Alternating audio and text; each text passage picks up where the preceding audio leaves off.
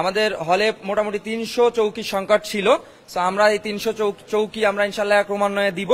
তো সেই জায়গা থেকে আজকে আমরা 100 চৌকি আমরা দিচ্ছি প্রাথমিকভাবে, বিশেষ করে তাদেরকে যারা টিন শেডে খুব নিদারুণ জীবনযাপন করছিলেন, চৌকিতে মানে যারা ফ্লোরিং করে রাত্রি যাপন করছিলেন, তো তাদেরকে আমরা আজকে খাট দিতে পারছি। এবং আমরা পরবর্তী পর্যায়ে আমাদের যে মেইন বিল্ডিং এ যেসব শিক্ষার্থীরা এখনো ফ্লোরিং করছেন বা পুরাতন খাটের জন্য রয়েছে তাদের ওইটা চেঞ্জ বা হচ্ছে যে নতুন খাট দিব আমরা ইনশাল্লাহ। আরো 200 খাট আসবে আগামী সপ্তাহের মাঝে ইনশাল্লাহ। শিক্ষার্থীদের সবাইকে আলাদা আলাদা খাট দিচ্ছে, এটা আমি মনে করি যে খুবই একটা ভালো উদ্যোগ। এটা শিক্ষার্থীদের মনে আশা জাগাবে আর কি। ফ্লোরিং করতো বা কাঠের চৌকি ইউজ করতো, তাদের কাছ থেকে এই ফর্মগুলো নেওয়া হয়েছে। আমরা কয়েকবার চেক করেছি যে কাদের আসলেই প্রয়োজন এই খাটগুলো।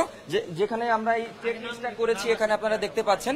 সো এই চেক লিস্টের মাধ্যমে জাস্ট আবেদনটা ফর্মালিটি মেইনটেইনের জন্য এটা হল প্রশাসনের মাধ্যমে এটা আমরা সংগ্রহে রাখছি আর কি। ভালো লাগছে।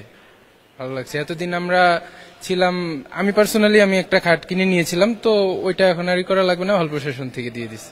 শিক্ষার্থীর মৌলিক অধিকার হিসেবে যে এক বেড এক টেবিল এবং এক আলমিরা নিশ্চিতকরণ, সেটির অংশ হিসেবে মানে প্রাথমিক ধাপ হিসেবে যে আমরা আজকে চৌকি দিতে পারছি। এটি আমরা তো এটি বাস্তবায়নের মাধ্যমে মুহসিন হলের শিক্ষার্থীদের যে মৌলিক অধিকার, অর্থাৎ তার রাতে ঘুমানোর জন্য একটি ভালো পরিবেশের জন্য একটি বেড, সেটি আমরা নিশ্চিত করতে পারবো বলে আমরা আশা রাখছি ইনশাআল্লাহ।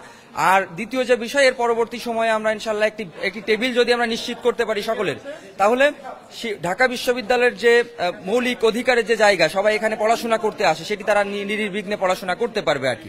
এই প্রত্যেকটি খাট কিন্তু এখন এক এক করে যারা শিক্ষার্থী রয়েছেন, যে 100 এরও বেশি শিক্ষার্থী যাদের খাট নেই বা কারো কারো কাঠের খাট আছে, তারা কষ্ট করে ঘুমাতেন। অনেকেই অভিযোগ তুলেছেন যে এই কাঠের খাট দীর্ঘদিন হয়ে যাওয়ার কারণে সেখানে ছাড় পোকার বসবাস। এই ঢাকা বিশ্ববিদ্যালয়ের শিক্ষার্থীদের কাছে আমরা যেটি শুনেছি, নির্বাচনের আগেও কিন্তু শুনেছি, অনেক শিক্ষার্থী অভিযোগ করেছিলেন যে এখানে ছাড় পোকার বসবাস বেশি হওয়ার কারণে বিভিন্ন সময় শিক্ষার্থীরা অসুস্থ হয়ে পড়তেন, তাদের পোশাকগুলো নষ্ট হয়ে যেত। এখানে দেখতে পাচ্ছেন যে এই খাটের যে কাঠের পাটাতন, সেগুলো কিন্তু এখানে রাখা হয়েছে। সেগুলো এক এক করে শিক্ষার্থীরা এসে এবং এখানে যারা সহকারী রয়েছেন তারা কিন্তু প্রত্যেকটি রুমে রুমে নিয়ে যাচ্ছেন এবং পৌঁছে দিচ্ছেন।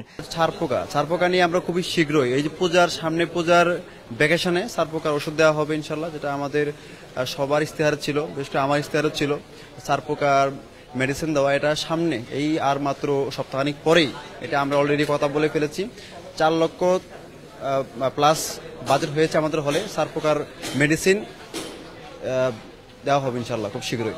এই যে পরিবেশটা আমরা যদি সৃষ্টি করতে পারি, তাহলে ঢাকা বিশ্ববিদ্যালয়ের যে মূল লক্ষ্য, অর্থাৎ জ্ঞান তৈরি ও জ্ঞান উৎপাদন এবং জ্ঞান ছড়িয়ে দেওয়ার যে মূল লক্ষ্য, সেটিতে আমার মনে হয় ফিরে যেতে পারবে এবং স্বপ্নের সেই ঢাকা বিশ্ববিদ্যালয় গঠিত হবে। পাশে দেখছেন যে এই খাটগুলো কিন্তু সেট করা হচ্ছে একে একে।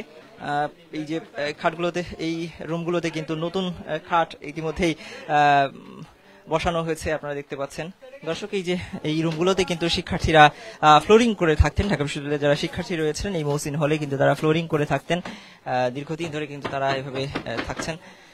আজকে কিন্তু তাদেরকে নতুন যে খাটগুলো দেওয়া হচ্ছে, তারা সেগুলো নিয়ে এসে কিন্তু এখানে বসাচ্ছেন। এত দ্রুত এই কাজটি সম্ভব হলো কিভাবে? দীর্ঘদিনের সমস্যা ছিল এটি, শিক্ষার্থীদের দীর্ঘদিনের চাওয়া ছিল যে তারা নতুন বেড পাবে, তাদের যে কষ্ট ফ্লোরিং করে ঘুমানোর যে কষ্ট, সেটি লাঘব হবে। এটি এত দ্রুত কিভাবে সম্ভব হলো?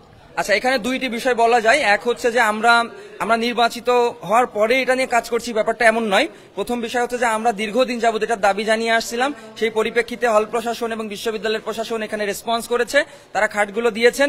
এবং দ্বিতীয় যে বিষয়, আমরা নির্বাচিত হওয়ার আগে আমরা একটি কথা বললে সেটাই দেখা যেত যে প্রশাসন আমাদের কথাগুলো আসলে ওইভাবে অ্যাকসেপ্ট করতেন না। এখন যেহেতু নির্বাচিত প্রতিনিধি, তো সেই জায়গা থেকে আমাদের কথাগুলো তারা অ্যাকসেপ্ট করছেন, আমরা জোর প্রদান করার জায়গা পাচ্ছি বৈধ জায়গা থেকে। তো যে কারণে আমরা নির্বাচিত হওয়ার পরপরই এই বিষয়গুলো অ্যাকসেপ্টেড হয়েছে এবং আমরা শিক্ষার্থীদের এই দাবিগুলো পূরণ করতে পারছি আর কি।